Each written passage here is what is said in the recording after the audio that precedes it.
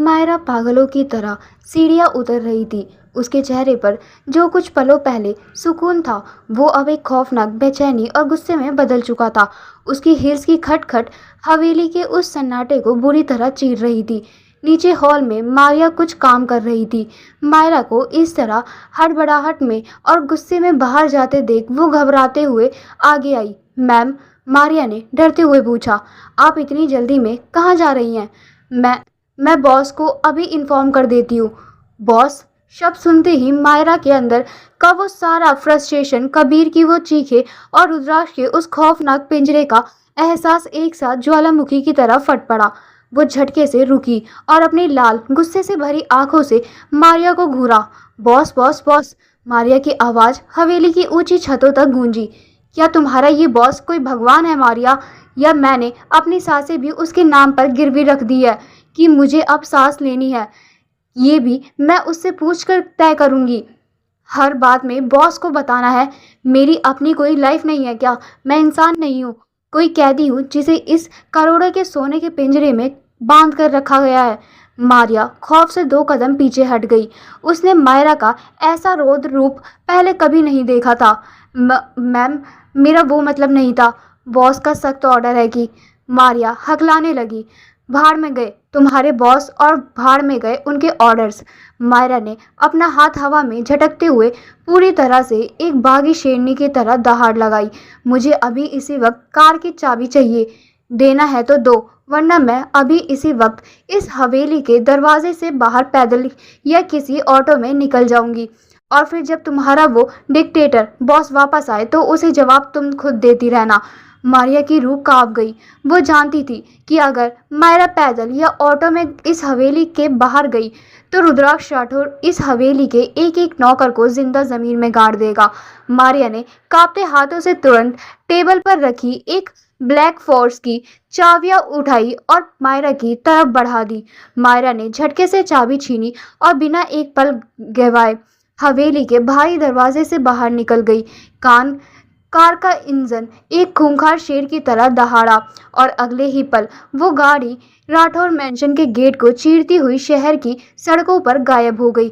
जैसे ही मायरा गई, मारिया ने अपना माथा पकड़ा और तुरंत बाहर खड़े सिंडिकेट के 2 भारी भरकम बॉडीगार्ड्स की तरफ दौड़ कर गई।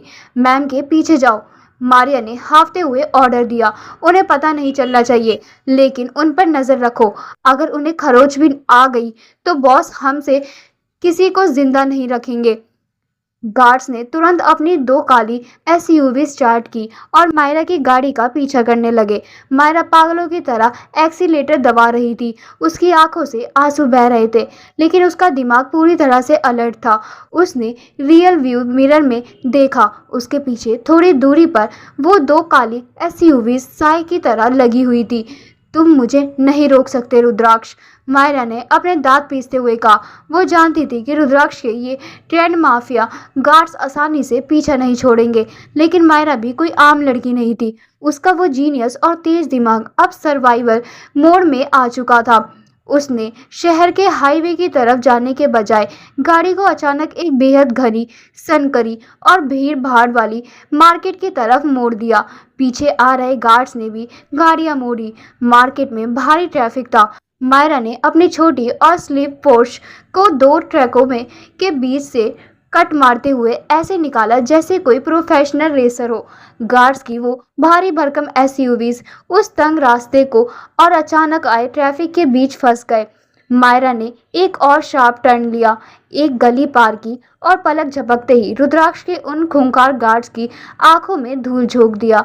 उसकी नजरों से पूरी तरह ओझल हो गई। उसका रास्ता अब साफ था। लोकेशन शहर से बहुत दूर थी, किसी सुनसान आउट स्टेशन इलाके की थी। मायरा को वहां पहुंचने में पूरे 4 घंटे लगने वाले थे। वो 4 घंटे मायरा के लिए किसी नर्क से कम नहीं थे। कबीर की वो चीखें बार बार उसके कानों में गूंज रही थी।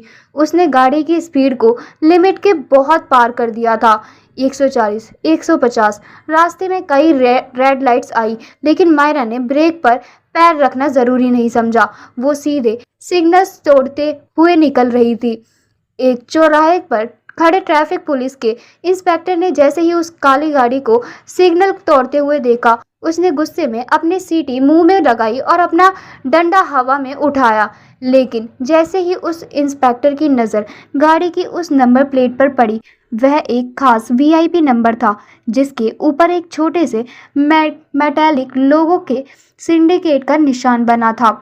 उस पुलिस वाले के हाथ हवा में ही जम गए, सीटी मुंह में फिसल कर नीचे गिर गई। उसका शरीर खौफ से पसीने पसीने हो गया। उसने तुरंत अपना डंडा नीचे कर लिया और गाड़ी को बेखौफ जाने दिया। शहर की पुलिस तो क्या, सरकार भी उस इंसान की नंबर प्लेट देखकर रास्ता छोड़ देता था। आखिर उस मौत के सौदागर और शहर के सबसे बड़े शैतान से कौन भिड़ना चाहेगा? कोई नहीं। शाम 6:30 बजे पूरे 4 घंटे की उस जानलेवा और रोंगटे खड़े कर देने वाली ड्राइविंग के बाद मायरा का पीजीएस एक बेहद सुनसान खंडर जैसी जगह पर आकर रुका। ये शहर के बाहरी इलाके में एक पुरानी बंद पड़ी फैक्ट्री थी। मीलों दूर तक कोई इंसान, कोई घर या कोई रोशनी नहीं थी। सिर्फ हवा के चलने की वो डरावनी साए साए की आवाज़ और जंग खाए लोहे के दरवाजों की चरमराती आवाज़ें गूंज रही थी। मायरा ने गाड़ी रोकी। उसका दिल इस वक्त पसलियां तोड़कर बाहर आने को बेताब था। उसने एक गहरी कांपती हुई सांस ली और गाड़ी का दरवाज़ा खोलकर बाहर कदम रखा। आसमान में काले बादल छाए हुए थे और उस सन्नाटे में एक बहुत ही खौफनाक और मनहूस सी वाइब थी।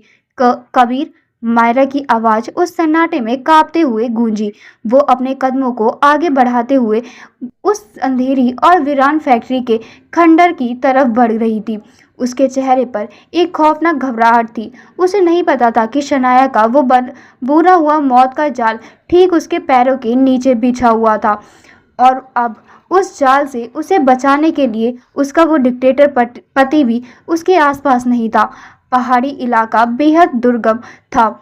नुकीले पत्थर और कांटेदार झाड़ियां मायरा के रास्ते की रुकावट बन रही थी। उसके पैर लड़खड़ा रहे थे, उसकी सांसें सीने में अटक रही थी, लेकिन उसकी नज़रों का केंद्र सिर्फ वो पुराना खंडर सा दिखने वाला घर था जो पहाड़ी के शिखर पर किसी खौफनाक पहरेदार की तरह खड़ा था। वो भाग रही थी। उसे महसूस हो रहा था कि कांटेदार टहनियाँ उसके पैरों, हाथों और बाहों को चीर रही है।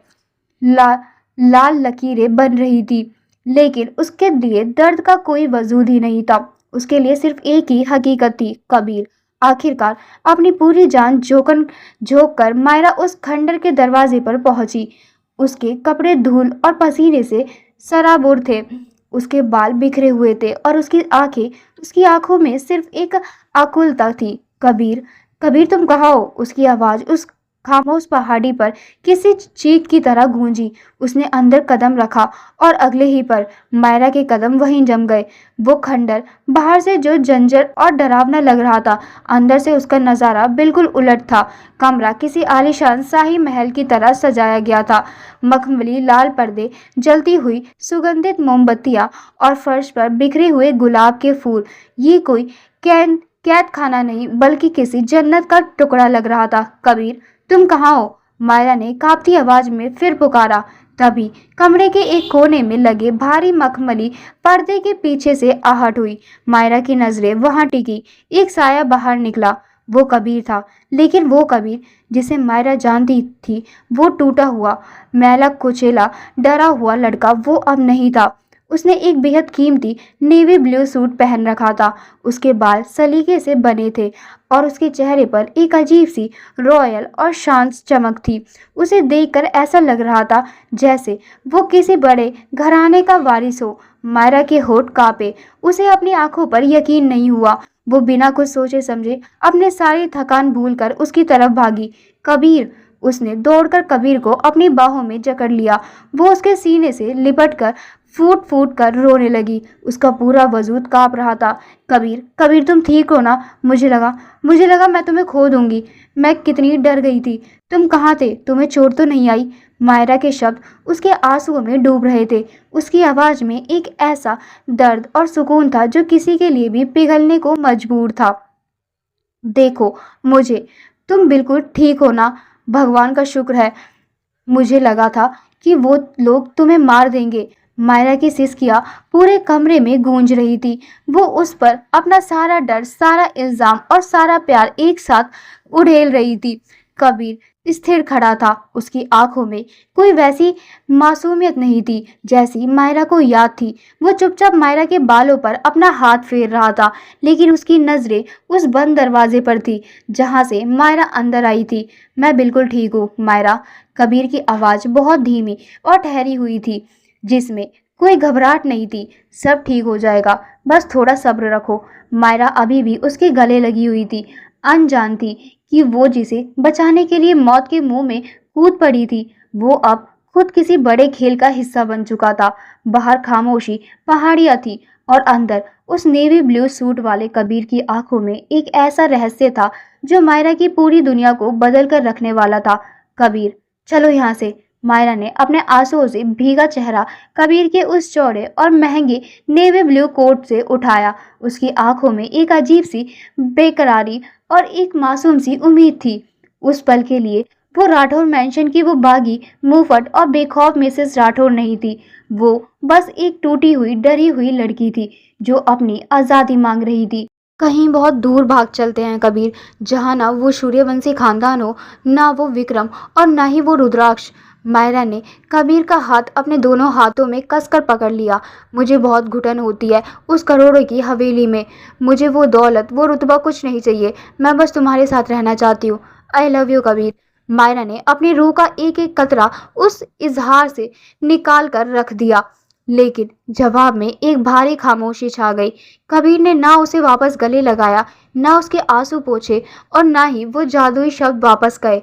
वो बस बिल्कुल भूत बनकर अपनी जेब में एक हाथ डाले बड़ी ही अजीब सी शांति के साथ खड़ा था। मायरा की धड़कन एक पल के लिए रुकी। उसने कबीर के उस शांत और भावहीन चेहरे को देखा। क्या क्या हुआ? मायरा की आवाज में एक घबराहट सी आ गई। तुम ठीक तो हो ना? बोल क्यों नहीं रहे हो कबीर? क्या उन लोगों ने तुम्हें कुछ? इससे पहले कि मायरा अपना पैनिक बढ़ाती, कबीर के उन होठों पर एक बहुत ही स्मूथ, चार्मिंग लेकिन अजीब सी बनावटी मुस्कान आ गई। अरे मेरी जान। कबीर ने बहुत ही नज़ाकत से मायरा के गालों से आंसू पोंछे। तुम भी ना हमेशा रोने क्यों लग जाती हो? पहले ये तो बताओ, मेरा ये सरप्राइज़ कैसा लगा? मैंने इतनी मेहनत से इस खंडर को तुम्हारे लिए जन्नत बनाने में, और तुम हो कि बस आंसू बहा रही हो। मायरा सन रह गई। सरप्राइज? उसने अब पहली बार कबीर के चेहरे से नजरें हटाकर उस पूरे कमरे को देखा। वो खौफनाक दीवारों वाला खंडर अंदर से किसी 5 स्टार होटल के प्रेसिडेंशियल स्वीट की तरह सजा था। महंगे वाइन के ग्लास, खूबसूरत लाल गुलाब और एक बेहद रोमांटिक वाइब। ये सब तुमने किया? मायरा की आंखें खुशी और हैरत से भर गई। लेकिन तुम तो उनकी कैद में थे ना? तुम इस हवेली में, इस हालत में, मेरे लिए ये सब? एक गर्लफ्रेंड वाला वो टिपिकल इमोशनल सैलाब मायरा के अंदर फूट पड़ा। वो जो रुद्राक्ष के हर डार्क सरप्राइज पर उसे ताने मारती थी, आज कबीर के इस छोटे से धोखे, जिसे वो प्यार समझ रही थी, पर पूरी तरह पिघल गई। तुम पागल हो कबीर। मुझे इन सब की कोई ज़रूरत नहीं थी। मुझे बस तुम चाहिए थे। मुझे पता है। कबीर ने मुस्कुराते हुए पास रखे एक खूबसूरत बॉक्स को उठाया और मायरा की तरफ बढ़ा दिया। लेकिन आज की रात बहुत खास है। जाओ, इसे पहन कर आओ। मायरा ने उस बॉक्स को खोला। उसमें एक बेहद खूबसूरत वाइट कलर का स्लेक गाउन था। कुछ ही देर बाद जब मायरा को वो गाउन पहनकर बाहर आई, तो वो सच में किसी अप्सरा से कम नहीं लग रही थी। उसके खुले बाल, उस ड्रेस की परफेक्ट फिटिंग और आंखों में कबीर को वापस पाने की वो खुशी, उसने मायरा के चेहरे पर एक अलग ही निखार ला दिया था। कबीर ने उसका हाथ थामा और उसे खंडर के पीछे वाले हिस्से में ले गया। दरवाज़ा खुलते ही मायरा के कदम वहीं जम गए। वो एक पहाड़ी का गार्डन था। पूरा गार्डन पीली फेरी लाइट से जगमगा रहा था। बीच में एक खूबसूरत सी डाइनिंग टेबल सजी थी, जिसके ऊपर तारों से भरा आसमान था। इतने सालों के रिलेशनशिप में उन दोनों ने कभी एक भी प्रपोज डेट नहीं की थी।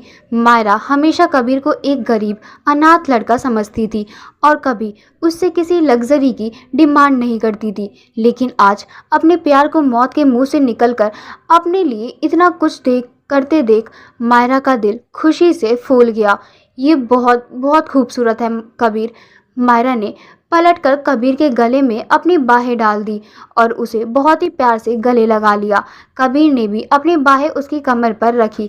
मायरा उसकी छाती पर सिर रखे हुए उसी सुकून भरी आवाज में बोली, लेकिन कबीर, तुमने ये सब मैनेज कैसे किया? ये महंगा सूट, ये डेट, ये जगह, और सबसे बड़ी बात, तुम उन गुंडों के चुंगल से बचे कैसे? तुम्हें पता है मैंने तुम्हें कितना मिस किया है इन दिनों? एक एक पल ऐसा लग रहा था जैसे मेरी जान निकल रही हो। गार्डन में एक हल्की सी ठंडी हवा का झोंका आया। कबीर ने मायरा को अपने गले से नहीं हटाया, लेकिन उसकी कमर पर रखी उसकी उंगलियों की पकड़ अचानक थोड़ी सख्त हो गई।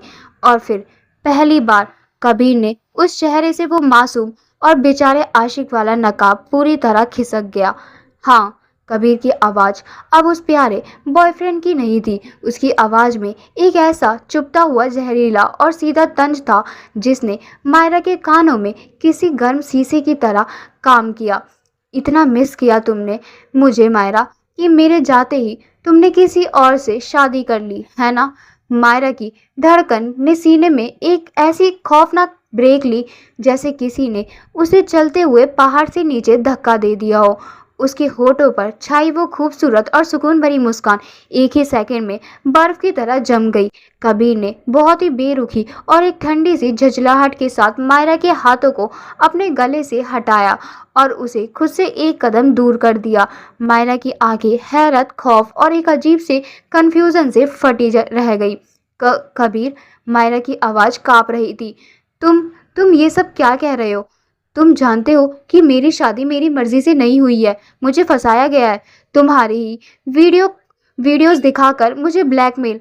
ओह प्लीज मायरा।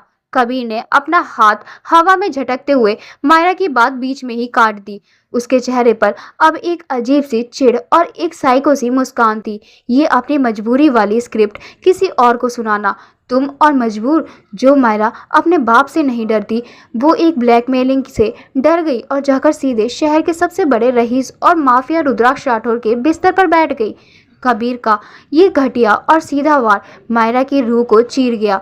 ये वो कबीर नहीं था, ये वो लड़का बिल्कुल नहीं था जिसके लिए मायरा आज अपनी जान दांव पर लगाकर उस माफिया बॉस की हवेली की बगावत करके यहाँ 150 की स्पीड में भागी चलकर आई थी।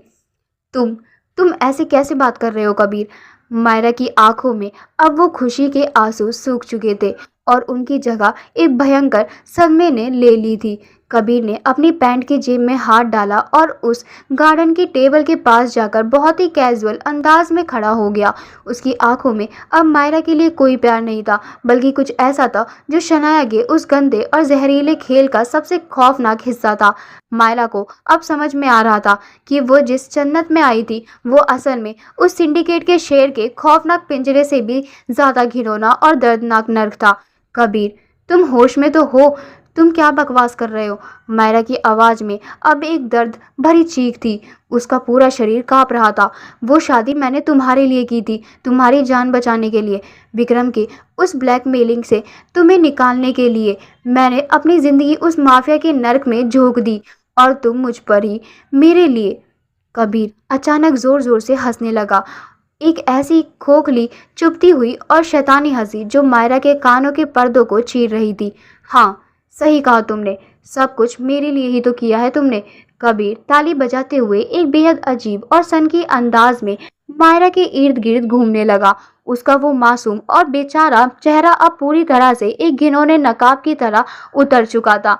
अरे मेरी भोली मायरा, तुम्हें सच में लगता है कि विक्रम सूर्यवंशी जैसा इंसान मुझे इतनी आसानी से किडनैप कर सकता है? और मैं बेसमेंट में पड़ा पड़ा रो रहा था। मायरा के पैरों तले से जमीन खिसक गई। मतलब मायरा का वो जीनियस दिमाग जो हर कैलकुलेशन सेकंड्स में कर लेती थी, इस धोखे को प्रोसेस ही नहीं कर पा रही थी। तुम तुम क्या बोल रहे हो? मायरा की आवाज एक फुसफुसाहट में बदल गई। उसकी आंखों में गिरते आंसू अब दर्द के नहीं, एक खौफनाक झटके के थे। अरे नहीं नहीं मेरी जान। कबीर टेबल के पास गया जहां मोमबत्तियों के बीच एक बेहद महंगा और खूबसूरत केक रखा हुआ था। उसने बिना चाकू के अपने हाथ से ही उस केक का एक बड़ा सा हिस्सा बेदर्दी से नोच लिया। वो पलटा और एक ही झटके में मायरा के बिल्कुल करीब आ गया। इससे पहले कि मायरा कुछ समझ पाती या पीछे हट पाती, कबीर ने अपना दूसरा हाथ बढ़ाया और मायरा के जबड़े को इतनी बेदर्दी और खूंखार ताकत से जकड़ा कि मायरा की आंखों में दर्द से एक नई धार फूट पड़ी। ये स्पर्श रुद्राक्ष के उस गर्म और पजेसिव स्पर्श से बिल्कुल अलग था। रुद्राक्ष के छूने में एक गुरूर था, एक अनकही हिफाजत थी, लेकिन कबीर का ये स्पर्श सिर्फ और सिर्फ घटियापन और दरिंदगी से भरा था। कबीर छोड़ो, मुझे दर्द हो रहा है। मायरा ने उसके हाथ को अपने नाखूनों से नोचते हुए चीखने की कोशिश की, लेकिन कबीर की पकड़ और सख्त हो गई। दर्द? अभी तो पार्टी शुरू हुई है मेरी जान। कबीर की आंखों में अब एक पूरा सनकीपन उतर आया था। उसकी वो बनावटी स्माइल अब एक डरावने चेहरे में बदल चुकी थी। उसने अपने दूसरे हाथ में पकड़ा वो केक का बड़ा सा टुकड़ा मायरा के मुंह पर लगभग रगड़ते हुए उसे जबरदस्ती खिलाने की कोशिश की। क्रीम मायरा के होठों और गालों पर बुरी तरह फैल गई। मुंह मीठा करो मायरा, आखिर तुम्हारी नई नई शादी हुई है। कबीर पागलों की तरह चीखा। Congratulations for your married life Mrs Rathore. Myra का दम घुट रहा था। उसने अपनी पूरी ताकत लगाकर कबीर के सीने पर एक जोरदार धक्का मारा और खुद को उसकी उस खौफनाक पकड़ से आजाद किया। मायरा खांसते हुए जमीन पर गिर पड़ी। उसकी सांसें उखड़ रही थी। उसके उस खूबसूरत वाइन कलर के गाउन पर और चेहरे पर केक लगा हुआ था। वो कांपते हाथों से अपने होठों को पोंछ रही थी और खौफ से कबीर को देख रही थी। तुम इंसान नहीं, जानवर हो। मायरा की आंखों में अब वो प्यार नहीं, एक भयंकर नफरत और दहशत थी। क्यों किया तुमने ऐसा? मैंने तो तुमसे सच्चा प्यार किया था ना कबीर, फिर क्यों मुझे उस रुद्राक्ष के जाल में? प्यार? कबीर अचानक जोर जोर से हंसने लगा, एक ऐसी खोखली, चुभती हुई और शैतानी हंसी जो मायरा के कानों के पर्दों को चीर रही थी। वो मायरा के पास आया और ठीक उसके सामने घुटनों के बल जमीन पर बैठ गया। उसने अपने उस महंगे नेवी ब्लू कोट की जेब में से एक बेहद कीमती कस्टमाइज्ड प्लेटिनम लाइटर निकाला और उसे उंगलियों में घुमाते हुए एक बेहद घिनौने और सन की मुस्कान के साथ मायरा को देखने लगा। अरे मेरी भोली बेवकूफ़ मायरा, कबीर ने लाइटर को हवा में उछालकर वापस कैच किया। तुम्हें सच में लगता है कि मैं कोई अनाथ, सड़क छाप और गरीब लड़का हूँ? जिस कबीर पर तुम इतने सालों से अपनी सारी हमदर्दी, अपना सारा सच्चा प्यार लुटाती आई हो, वो कभी गरीब था ही नहीं। मायरा के सीने में सांसें जैसे किसी ने बर्फ में दम जमा दी। गरीब नहीं था, तुम तो सूर्यवंशी हवेली के उस अंधेरे कोने में बंद रहती थी ना। दुनिया देखी ही कहाँ तुमने? कबीर ने बेहद घमंड और मजाक उड़ाने वाले लहजे में कहा। शहर के टॉप रियल एस्टेट बिल्डर्स का एक लौता वारिस हूँ मैं। ये गाड़ियाँ, ये ब्रांडेड सूट, ये करोड़ों की लाइफ स्टाइल्स, ये मेरी असली दुनिया है मायरा। वो फटे हुए कपड़े, वो मासूमियत, वो लाचारी, वो तो बस तुम्हारे लिए पहना गया एक सस्ता सा कॉस्ट्यूम था। मायरा का वो जीनियस दिमाग जो दुनिया की हर पहेली सुलझा सकता था, इस वक्त बुरी तरह से सुन पड़ चुका था। क्यों? मायरा के कांपते हुए होठों से बस एक ही लफ्ज निकला। उसकी आंखों से गिरते आंसू अब खौफ के लिए नहीं, एक रूह कपा देने वाले सदमे के थे। जब तुम्हें पैसों की जरूरत ही नहीं थी तो तुमने मेरी जिंदगी के साथ ये भद्दा और घिनौने खेल क्यों खेला? क्यों किया तुमने ऐसा? क्योंकि मेरी असली दिलचस्पी पैसों में नहीं थी। कबीर थोड़ा और आगे झुका। उसकी आंखों में अब एक विलन वाली खौफनाक चमक थी। मेरी दिलचस्पी शनाया में थी। ये नाम मायरा के कानों में किसी बम की तरह फटा। शनाया? कबीर के होठों पर एक नशीली सी मुस्कान आ गई। मेरी गर्लफ्रेंड, मेरी पार्टनर। मायरा के पैरों तले से जमीन ही नहीं खिसकी। उसे लगा जैसे पूरा आसमान उसके ऊपर गिर पड़ा हो। शनाया का बॉयफ्रेंड? वो शनाया जो उसे बैट से मारती थी, उसका बॉयफ्रेंड इतने सालों तक मायरा का एक लौता प्यार बनकर उसके साथ था। मायरा को अचानक इस सच से इतनी भयंकर घुटन हुई कि उसे लगा जैसे उसे अभी उल्टी हो जाएगी। शौक लगा। कबीर ने मायरा के उस जमे हुए चेहरे को देखकर मजे से कहा, अभी तो कहानी शुरू हुई है मेरी जान। शनाया को बचपन से ही खिलौनों से खेलने का बड़ा शौक था और उसका सबसे फेवरेट खिलौना तुम थी। लेकिन जैसे जैसे तुम बड़ी हो रही थी, तुम्हारा वो तेज दिमाग और तुम्हारे बागी तेवर शनाया को खटकने लगे थे। उसे डर था कि कहीं तुम उसके कब्जे में से आजाद ना हो जाओ, इसलिए उसने तुम्हारी जिंदगी में मुझे प्लांट किया। मायरा ने अपने दोनों हाथ कानों पर रख लिए। वो ये सब नहीं सुनना चाहती थी। उसके बचपन की वो सारी खूबसूरत यादें जो उसके लिए एक मरहम थी, अब किसी तेजाब की तरह उसे जला रही थी। मत भूलो मायरा। कबीर ने बेदर्दी से मायरा के कान दोनों हाथ उसके कानों से हटाए और उसे सीधा अपनी आंखों में देखने पर मजबूर किया। वो पहली बार जब मैं तुम्हें उस पार्क में मिला था ना, वो कोई इत्तेफाक नहीं था, वो शनाया की लिखी हुई स्क्रिप्ट थी। जब भी शनाया तुम्हें हवेली में टॉर्चर करती थी तो तुम रोते हुए मेरे पास आती थी, और जब मैं तुम्हें गले लगाता था, तुम्हारे वो आंसू पोंछता था, तो सच बताऊं, मुझे अंदर से भयंकर घिन आती थी। कबीर के एक एक शब्द मायरा के दिल के टुकड़े टुकड़े कर रहे थे, लेकिन मुझे शनाया को खुश करना था। कबीर ने मायरा के बालों को बेहद खुरदरे तरीके से पीछे खींचते हुए कहा, लेकिन मुझे वो परफेक्ट केयरिंग बॉयफ्रेंड का नाटक करना पड़ता था। तुम्हें लगता था कि तुम्हारे पास एक एस्केप है, एक सेफ जगह है, लेकिन असल में तुम्हारे हर दर्द, तुम्हारी हर खुशी, यहाँ तक कि तुम्हारी सांसों का रिमोट कंट्रोल मेरे जरिए शनाया के ही हाथों में था। तुम्हारी पूरी जिंदगी, तुम्हारा वो प्यार, सब कुछ एक झूठ था मायरा, एक बहुत बड़ा गंदा झूठ। मायरा की आंखों से अब आंसू बहना बंद हो गए थे। उसकी आंखों में एक ऐसी शून्यता, एक ऐसा खालीपन आ गया था जो किसी जिंदा लाश की तरह लग रहा था। वो जिस इंसान को बचाने के लिए रुद्राक्ष राठौर जैसे माफिया बॉस की आंखों में धूल झोंक कर आई थी, वो इंसान तो कभी खतरे में था ही नहीं। खतरा तो वो खुद था। रुद्राक्ष भले ही एक डिक्टेटर था, एक शैतान था, लेकिन उसने कम से कम मायरा के मुंह पर सच बोला था। उसने उसे अपनी चीज माना था, लेकिन कभी पीठ पीछे ऐसा खौफनाक धोखा नहीं दिया था। और यहाँ तो मायरा की पूरी जिंदगी ही एक सोची समझी साजिश थी, और अब कबीर ने मायरा को जमीन पर एक झटके से छोड़ दिया और खड़ा हो गया। उसने अपने कोट के बटन खोले और एक बेहद दरिंदगी भरी नजर से मायरा के उस खूबसूरत वाइन कलर के गाउन को घूरा। शनाया का गेम प्लान तो तुम्हें बस कंट्रोल करना था। कबीर की आवाज अब एक खौफनाक वहशीपन में बदल गई थी। लेकिन फिर तुम उस रुद्राक्ष राठौर की बीवी बन गई। उस सिंडिकेट के शेर ने तुम्हें अपनी रानी बना लिया। शनाया का ईगो हर्ट हुआ है और वो चाहती है कि मैं तुम्हें आज यहाँ इसी खंडर में इतनी बुरी तरह तोड़ दूं, तुम्हारी रूह को इतना गंदा कर दूं कि जब तुम वापस उस रुद्राक्ष के पास जाओ तो वो खुद तुम्हें अपनी हवेली से धक्के मारकर निकाल दे। मायरा का खून जम गया। कबीर अपनी बेल्ट के बुलेट पर हाथ रखते हुए एक शिकारी की तरह उसकी तरफ बढ़ने लगा। रुद्राक्ष राठौर को टूटी हुई और झूठी चीजों से सख्त नफरत है ना? कबीर पागलों की तरह हंसा। तो आज मैं तुम्हें उसी की सबसे नफरत वाली चीज बनाऊंगा। मायरा के अंदर का वो सर्वाइवल मोड अचानक से वापस लौट आया। वो पीछे खिसकते हुए खड़ी हुई। उस दिल पागलों की तरह धड़क रहा था, लेकिन इस बार ये किसी प्यार के लिए नहीं, अपनी जान और अपनी इज्जत बचाने के लिए था। इस खंडर में कोई रुद्राक्ष नहीं था जो उसे अपने उस गर्म और चौड़े सीने से पीछे छुपा ले। आज मायरा को अपनी लड़ाई खुद लड़नी थी। कबीर के मुंह से निकलता एक एक सच, एक एक घिनौना लफ्ज मायरा की रूह के टुकड़े टुकड़े कर रहा था। वो दीवार के सहारे खड़ी थी, लेकिन अब उसके घुटनों में अपना ही वजन उठाने की ताकत नहीं बची थी। सालों का प्यार, वो सुकून, वो भरोसा, सब कुछ महज एक बेकाऊ साजिश था। इस खौफनाक सच्चाई को सुनते सुनते मायरा पूरी तरह से टूट गई। उसका जीनियस दिमाग इस सदमे को बर्दाश्त नहीं कर पा रहा था।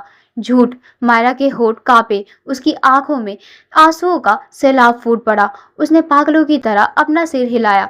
तुम झूठ बोल रहे हो, ये सच नहीं हो सकता, है ना कबीर? प्लीज कह दो कि ये सब झूठ है। तुम ऐसा नहीं कर सकते मेरे साथ, तुम मेरे कबीर हो। मायरा की इस बेबसी और उसके इस गिड़गिड़ाने पर कबीर को कोई तरस नहीं आया, बल्कि उसे एक भयंकर चिढ़ मच गई।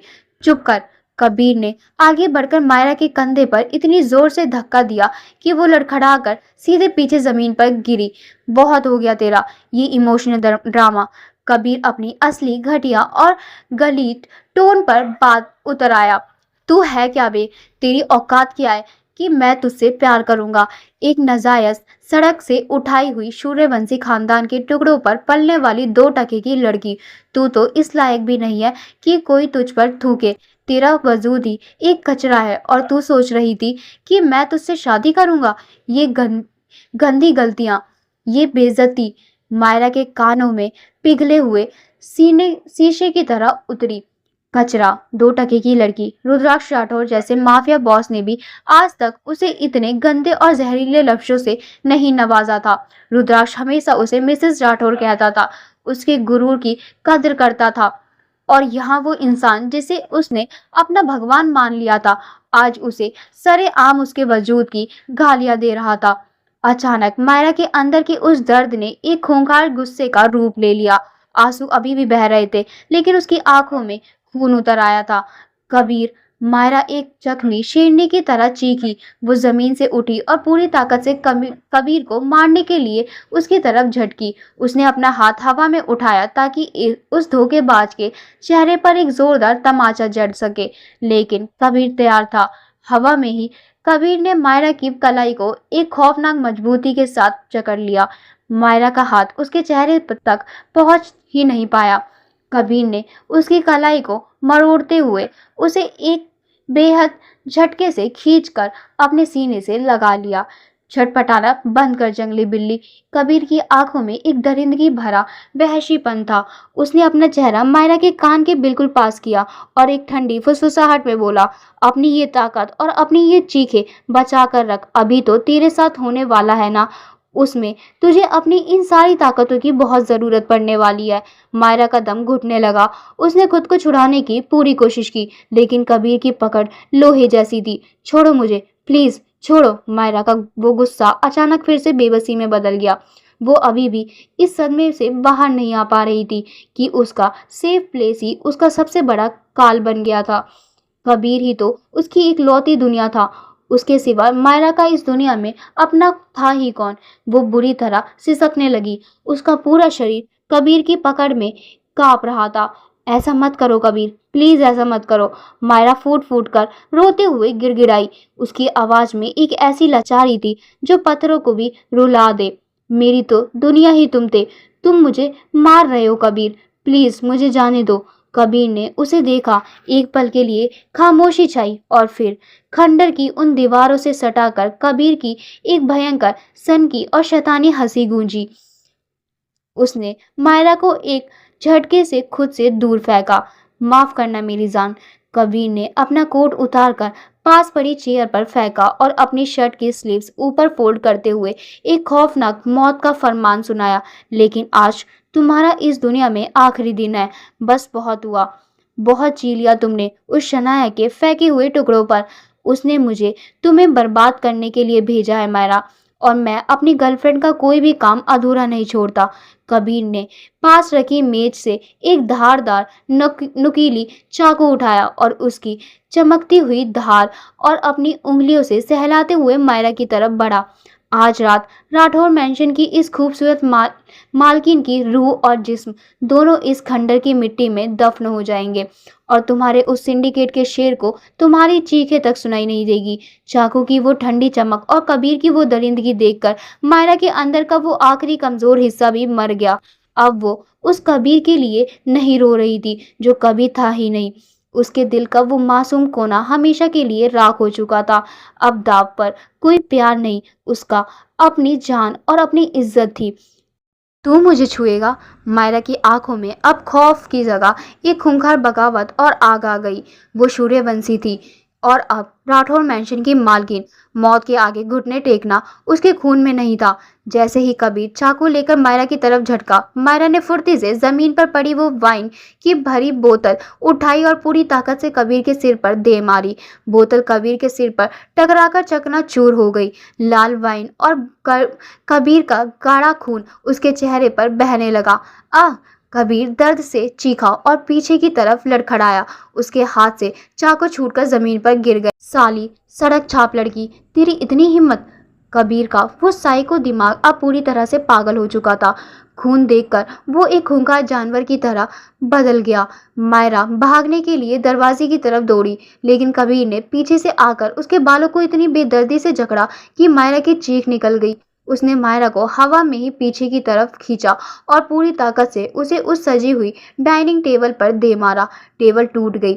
वाइन के गिलास, प्लेटें और वो जलती हुई मोमबत्तियां मायरा के ऊपर आ गिरी। मायरा की पीठ और बाहें में कांच के टुकड़े चुभ गए। दर्द से उसकी सांसें उखड़ने लगी, लेकिन उसने हार नहीं मानी।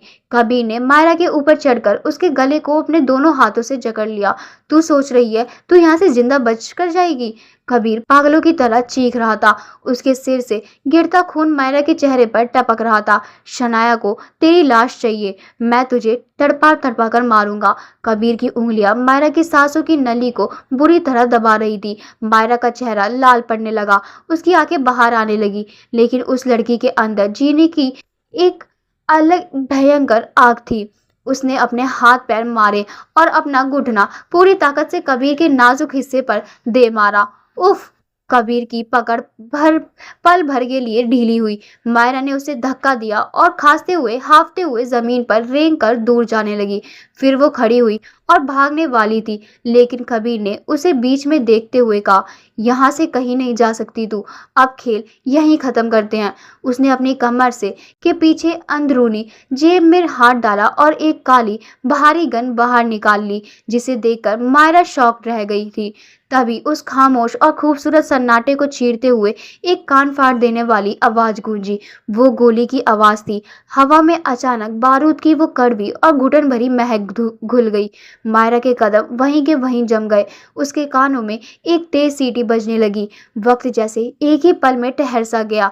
उसे समझ ही नहीं आया कि क्या हुआ। उसने अपनी पलकें झपकाई और एक अजीब सी उलझन के साथ अपनी नजरें नीचे की। उसके उस बेदाग सफेद गाउन पर बिल्कुल पेट के बीचों बीच लाल रंग का एक बड़ा सा धब्बा उभर आया था और वो तेजी से फैल रहा था। खून, उसका अपना खून। अगले ही सेकंड पेट में एक भयंकर और रूह को सुन कर देने वाला दर्द उठा, जिसने मायरा के पैरों के साथ सारी ताकत एक झटके में छीन ली। वो पूरी तरह लड़खड़ाई। उसका शरीर जैसे हवा में झूल गया और अगले ही पल उसके घुटने उस ठंडी पथरीली जमीन पर आ गिरे। मायरा ने कांपते हुए हाथों से अपने पेट से गिरते हुए उस गर्म खून को पकड़ा। दर्द से उसकी सांसें अटक रही थी, लेकिन फिर भी उसने हिम्मत करके अपनी नजरें ऊपर उठाई। उसके बिल्कुल सामने वो खड़ा था, वो इंसान जिसने उसे इस नर्क जैसी दुनिया में हमेशा के लिए बाहर निकालने का वादा किया था। वो इंसान जिसने उसके हर एक गिरते हुए आंसू को चूम कर कहा था कि अब से वो उसकी ढाल बनेगा, उसका एक लौता प्यार, उसका खुदा कबीर। लेकिन आज कबीर के हाथों में कोई लाल गुलाब नहीं था। उसके हाथ में एक काले रंग की ठंडी पिस्तौल थी, जिसके मुहाने से अभी भी मौत का वो हल्का हल्का धुआं निकल रहा था। मायरा की आंखें फटी की फटी रह गई।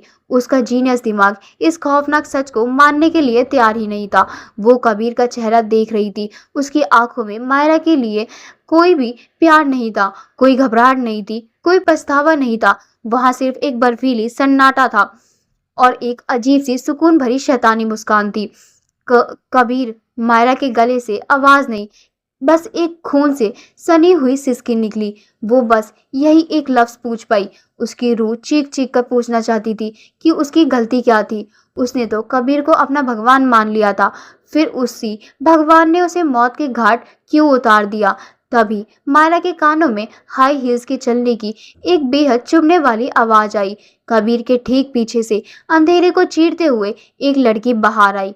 उसने डार्क रेड कलर की एक बेहद महंगी और डिजाइनर ड्रेस पहनी हुई थी। उसके होठों पर एक ऐसी घमंडी और जहरीली मुस्कान थी, जिसे देखकर दर्द से तड़पती हुई मायरा की रही सही सांसें भी हलक में अटक गई। कबीर ने बहुत ही आराम से अपनी पिस्तौल नीचे की।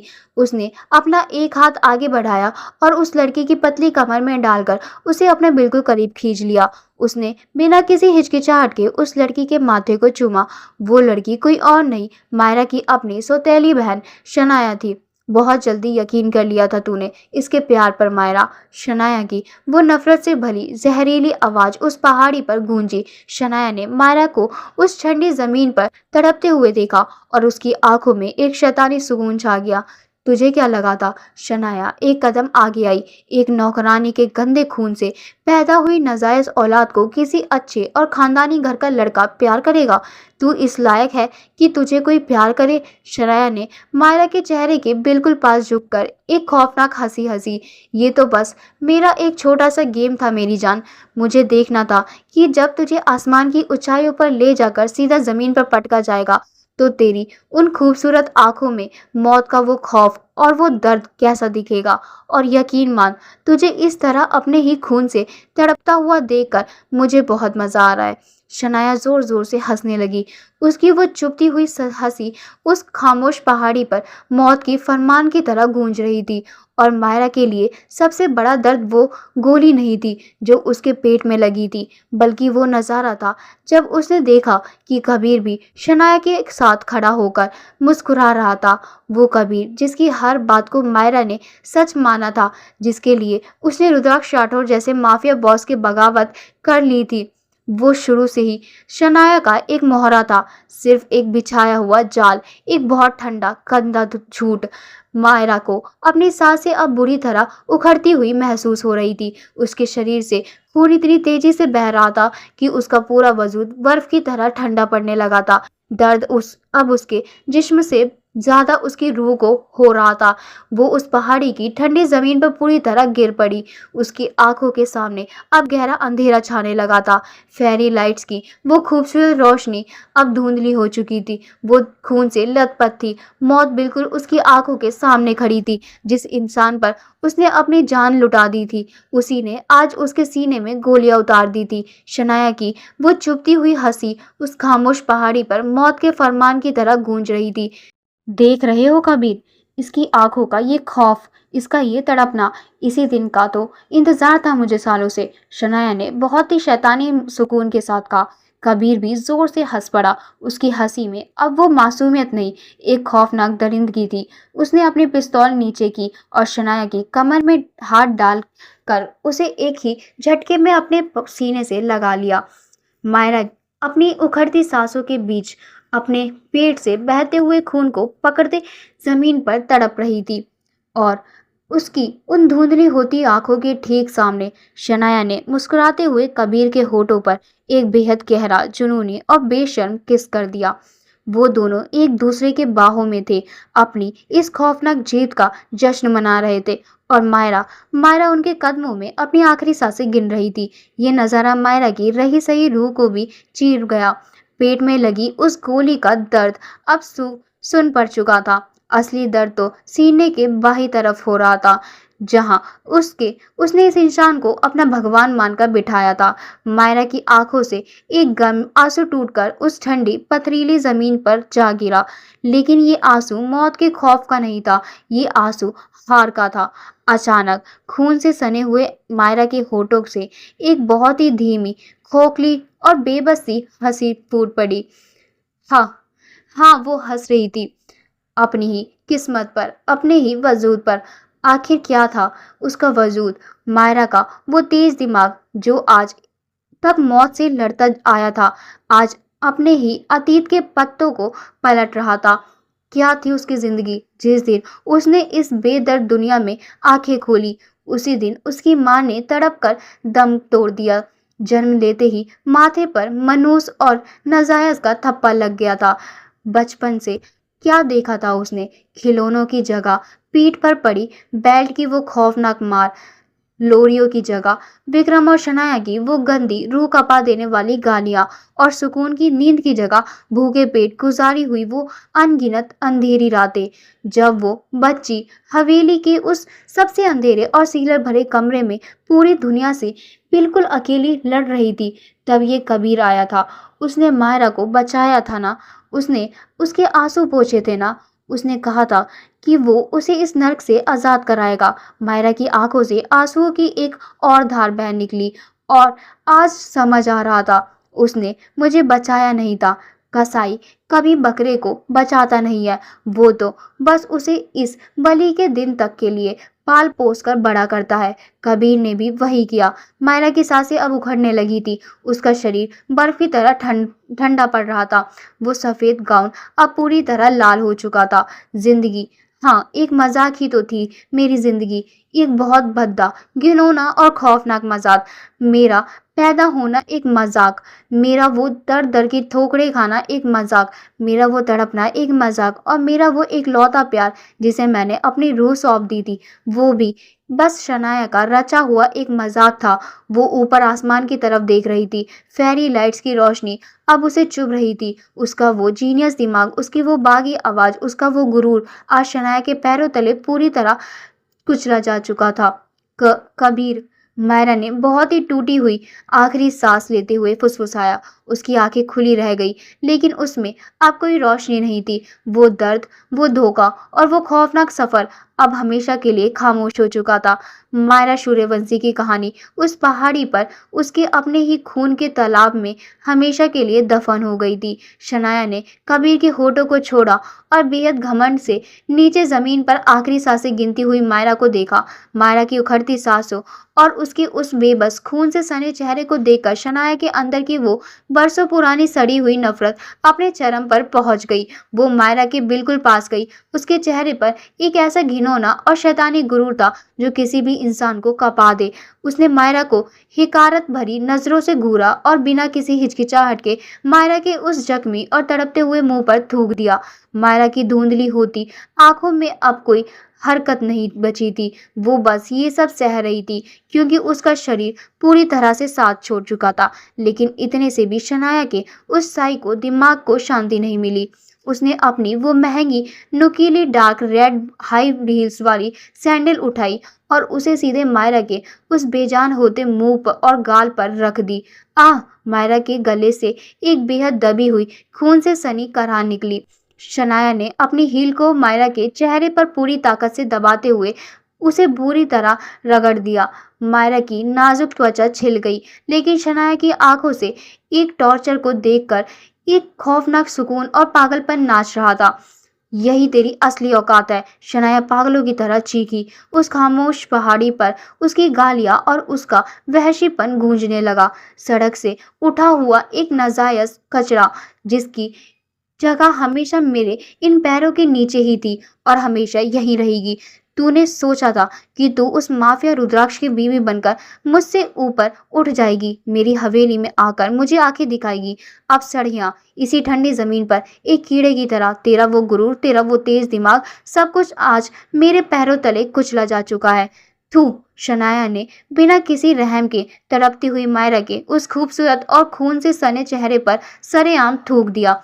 तू इस लायक भी नहीं है कि मैं तुझे अपने हाथों से मारूं। शनाया की आंखों में नफरत का वो जहर उबल रहा था जो सालों से उसके अंदर दबा था। उसने अपनी पहनी नुकीली हील्स वाला सैंडल उठाया और पूरी ताकत से मायरा के उसी जख्मी चेहरे और मुंह पर रख कर दबा दिया। मायरा के उस हलक से एक रूंधी हुई बेबस चीख निकली। हील्स का वो नुकीली हिस्सा उसके गाल और होठों को चीरता हुआ अंदर धस गया था, जिससे और भी ज्यादा खून गिरने लगा। चिल्ला और चिल्ला शनाया ने अपने सैंडल का पूरा वजन मायरा के चेहरे पर डालते हुए उसे बुरी तरह से कुचलना शुरू कर दिया। बड़ी आई मिसेस राठौर, उस रुद्राक्ष राठौर के पावर के दम पर तू मुझे मेरी ही हवेली में औकात दिखा रही थी ना? बोल, अब यह कहाँ है तेरा वो माफिया पति, कहाँ है तेरा वो गुरूर? तू एक नौकरानी की नाजायज बेकाऊ और औलाद थी, है और हमेशा रहेगी। तेरी पूरी जात ही कचरा है। शनाया लगातार मायरा को पैर से मार रही थी, उसे गंदी गंदी गालियां दे रही और टॉर्चर कर रही थी। कबीर बगल में खड़ा होकर अपनी पैंट की जेब में हाथ डाले इस तमाशे को देखकर मजे से मुस्कुरा रहा था। मायरा की आंखें धीरे धीरे बंद हो रही थी, उसका दिमाग पूरी तरह ब्लैंक हो रहा था। तभी शनाया के क्लच के अंदर रखा उसका आईफोन तेज आवाज से बज उठा। शनाया ने एक आखिरी बार मायरा के चेहरे पर जोरदार लात मारी और अपना पैर पीछे खींच लिया। उसने फोन निकाला। स्क्रीन पर डैड विक्रम सूर्यवंशी का नाम फ्लैश हो रहा था। शनाया ने फोन उठाया और उसके होठों पर एक ऐसी खौफनाक और घमंडी मुस्कान आई जिसने उस ठंडी पहाड़ी को सन्नाटे को और भी कपा दिया। हाँ डैड, शनाया ने कबीर की तरफ देखकर एक जहरीली आंख मारी और बेहद सुरीली लेकिन शायको अंदाज में कहा, काम हो गया, खेल खत्म। दूसरी तरफ से विक्रम ने कुछ राहत की सांस लेते हुए पूछा, चलो बेबी, अब गाड़ी स्टार्ट करो। शनाया ने फोन कान से हटाते हुए कबीर के से कहा और एक आखिरी बार जमीन पर बेजान पड़ी खून से लथपथ मायरा को देखा। अब इस मरी हुई लाश को वो सिंडिकेट का शेर रुद्राक्ष राठौर भी नहीं बचा सकता। अपनी मालिका का ये हाल देखकर वो पागलों की तरह तड़पेगा, लेकिन हमारी परछाई तक नहीं छू पाएगा। शनाया और कबीर एक दूसरे के हाथ में हाथ डालकर उस खौफनाक हंसी के साथ अपनी गाड़ी की तरफ बढ़ गए। पीछे पहाड़ी की उस ठंडी जमीन पर फेरी लाइट की धुंधली होती रोशनी के बीच मायरा की आंखें हमेशा के लिए बंद हो गई। कहानी का वो पहला पत्ता आज अपने सबसे दर्दनाक और खूनी अंजाम तक पहुंच चुका था। वहीं दूसरी तरफ शहर के बाहर सिंडिकेट का underground base the black room सबसे ज्यादा सीक्रेट लेकिन सबसे ज्यादा खतरनाक टॉर्चर रूम। बेसमेंट की उन खुरदरी और खून से सनी दीवारों के बीच एक खौफनाक सन्नाटा था। शहर के सबसे बड़े गद्दार की लाश फर्श पर पड़ी थी, जिससे रुद्राक्ष ने अभी अभी अपने हाथों से मौत के घाट उतारा था। रुद्राक्ष ने बहुत ही ठंडे और भावहीन अंदाज में अपने दोनों हाथों से खून पोंछने के लिए तौलिया लिया। ये सिंडिकेट की हाई टेबल मीटिंग और एक बहुत बड़ा इंट्रोगेशन था। अंडरवर्ल्ड का उसूल था, जब ब्लैक रूम का दरवाजा बंद होता है तो दुनिया से हर संपर्क टूट जाता है। इस पूरे अंडरग्राउंड बेसमेंट में मिलिट्री ग्रैंड सिग्नल्स जैमर्स लगे हुए थे। यहाँ तक कि रुद्राक्ष और उसके सबसे खास राइट हैंड आदमियों के फोन भी बाहर एक फैराडे बॉक्स जो हर तरफ से नेटवर्क को ब्लॉक कर देता है में बंद करवा दिया गया था। ये रुद्राक्ष का अपना ही बनाया हुआ रूल था ताकि कोई भी सीक्रेट मीटिंग ट्रेस ना हो सके, लेकिन शायद वो भूल गया था अब वो शादीशुदा है। क्लीन दिस अप, रुद्राक्ष ने लाश की तरफ बिना देखे अपने आदमियों को हुक्म दिया और वो भारी लोहे का दरवाजा खोलकर बेसमेंट से बाहर आ गया। बाहर आते ही हवा में खून की जगह वापस नॉर्मल ऑक्सीजन ने ले ली।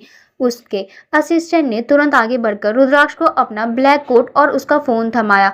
जैमर ऑफ करो, असिस्टेंट ने अपने गार्ड्स को हुक्म दिया। रुद्राक्ष ने अपने कोट को पहनते हुए बहुत ही कैजुअल अंदाज में अपने फोन की स्क्रीन ऑन की। जैसे ही जैमन बंद हुआ और नेटवर्क वापस आया, रुद्राक्ष का फोन किसी अलार्म की तरह पागलों सा बजने लगा। नोटिफिकेशन की आवाजें एक के बाद एक आने लगी। रुद्राक्ष की उंगलियां जो कोट्स के बटन बंद कर रही थी वहीं रुक गई। उसका माफिया वाला वो तेज और सतर्क दिमाग एक सेकंड में समझ गया कि कुछ बहुत भयंकर हुआ है। उसने स्क्रीन देखी, मारिया की 34 missed call, security head 15 missed call, 5 voice notes.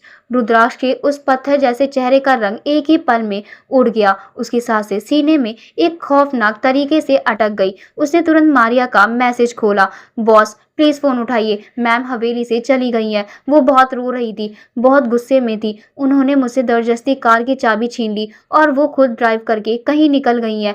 हमारे गार्ड्स ने पीछा किया था, लेकिन उन्होंने शहर की भीड़ में गार्ड्स की गाड़ियों को चकमा दे दिया है। बॉस वो पिछले 4 घंटे से गायब है, उनका फोन भी बंद आ रहा है। 4 घंटे, ये पढ़ते ही अंडरवर्ल्ड के उस खूंखार दानव रुद्राक्ष राठौर के पैरों तले से जमीन खिसक गई। 4 घंटे से मायरा गायब है, वो रो रही थी। क्या रुद्राक्ष का वो दिमाग जो दुनिया की हर बाजी पलट सकता था, इस वक्त पूरी तरह से सुन्न हो चुका था। उसकी वो अथाह काली आंखों में जो एक सुकून था, वो अचानक एक भयंकर खौफ ने बदल गया। पहली बार अपनी पूरी जिंदगी में पहली बार रुद्राक्ष को अपने फोन से दूर होने का, अपनी ही बनाई हुई उस जैमन वाली सिक्योरिटी का एक ऐसा खौफनाक पछतावा हुआ जिसने उसकी रूह को चीर कर रख दिया। फक, रुद्राक्ष की वो रोंगटे खड़े कर देने वाली शेर जैसी दहाड़ उस बेसमेंट में गूंजी। उसने पास रखी एक भारी शीशे की मेज को इतनी जोर से लात मारी कि वो दीवार से टकराकर चकनाचूर हो गई। सारे गार्ड्स और उसका असिस्टेंट खौफ से कांप गए। उन्होंने अपने बॉस का ये पागलपन, ये खौफ और ये दरिंदगी पहले कभी नहीं देखी थी, क्योंकि वो हर टाइम हद से ज्यादा शांत रहते थे। बॉस, क्या हुआ? असिस्टेंट ने कांपते हुए पूछा। गाड़ियां निकालो अभी, रुद्राक्ष पागलों की तरह चीखा। उसकी आंखें खून की तरह लाल हो चुकी थी, उसकी नसें फट रही थी। वो फोन को अपनी मुट्ठियों में इतनी जोर से भींच रहा था कि स्क्रीन फ्रैंक होने लगी थी। अगर मेरी बीवी को एक खरोच भी आ गई तो मैं इस पूरे शहर को जिंदा जला दूंगा। रुद्राक्ष पागलों की तरह सीढ़ियां चढ़कर बाहर की तरफ भागा। उसका वो गुरूर, वो डिक्टेटर वाला एटीट्यूड, सब कुछ एक पल में टूट चुका था। अब वो एक माफिया नहीं, बल्कि एक ऐसा तड़पता हुआ आशिक और पति था जिसके सीने से किसी ने उसकी जान निकाल ली थी। लोकेशन ट्रेस कर उसकी गाड़ी की, हर एक कैमरा, हर एक ट्रैफिक सिग्नल हैक कर। मुझे मेरी बीवी चाहिए। रुद्राक्ष ने अपनी गन लोड करते हुए एक ऐसी खौफनाक आवाज में हुक्म दिया जिसने पूरे सिंडिकेट में मौत का साया फैला दिया। शिकारी अब निकल चुका था, लेकिन क्या वो अपनी मलिका तक वक्त पर पहुंच पाएगा? ये खौफनाक पछतावा रुद्राक्ष को अंदर ही अंदर जिंदा जला रहा था।